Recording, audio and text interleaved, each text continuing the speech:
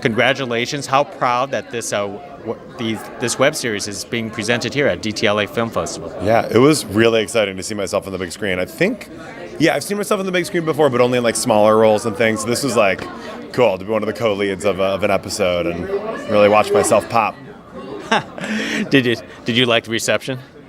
Yeah, definitely. I felt like, it's always a unique experience. I've done theater, live theater, and with that you get to really feel how the audience responds. But when you do a video that goes on the web, you don't get that experience to feel how, people respond as a group. Uh-huh. And that was a great experience. And I really enjoyed when people laughed and all that.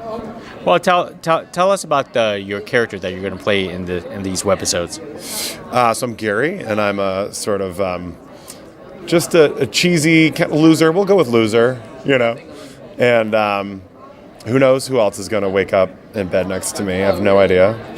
But yeah, he's just a guy who's struggling to find his soulmate and probably never going to find it. And people are going to never want to be in his bed. And I think that's such a fun character to play.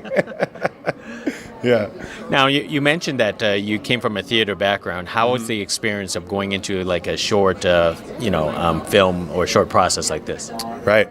So I moved to LA about 6 years ago, and it's been an ongoing process of just finding a quicker way in to a character, right? Yeah, my background is like rehearse for 5 weeks and then run it for a while.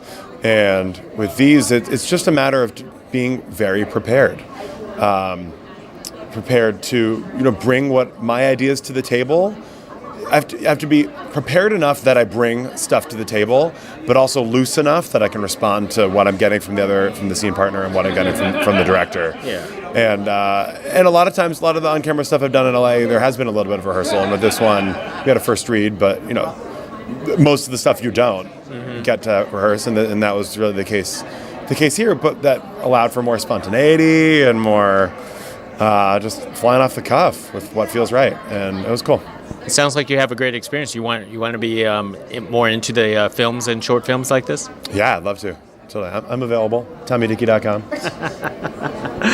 And speaking of which, can you speak of any other future projects you may have? Sure, yeah. A few things floating around. My manager is encouraging me to write something, so maybe you'll see me here more as a creator down the line.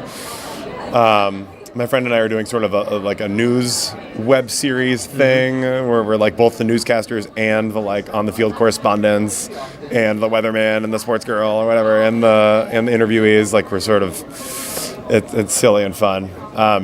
Sort of Portlandia meets Christopher Guest.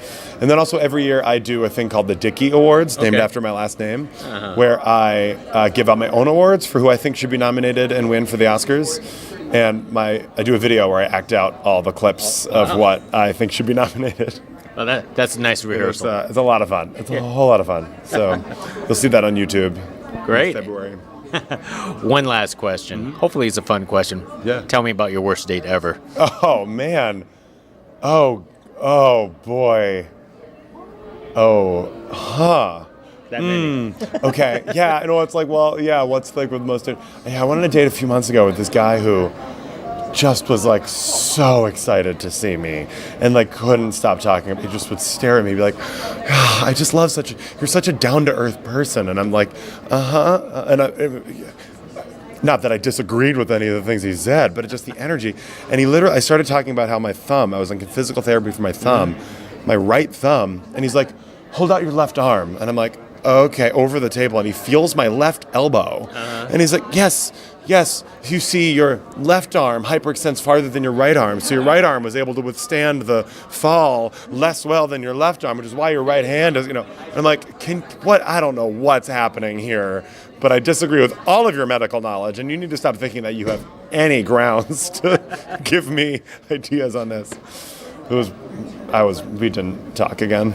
Oh, no second date. Got it. Not a second date. He tried to plan one on the street. I was like, yeah, we'll text. All right. Hey, thank you very much. Hey, it's been a pleasure speaking. Likewise. Hey,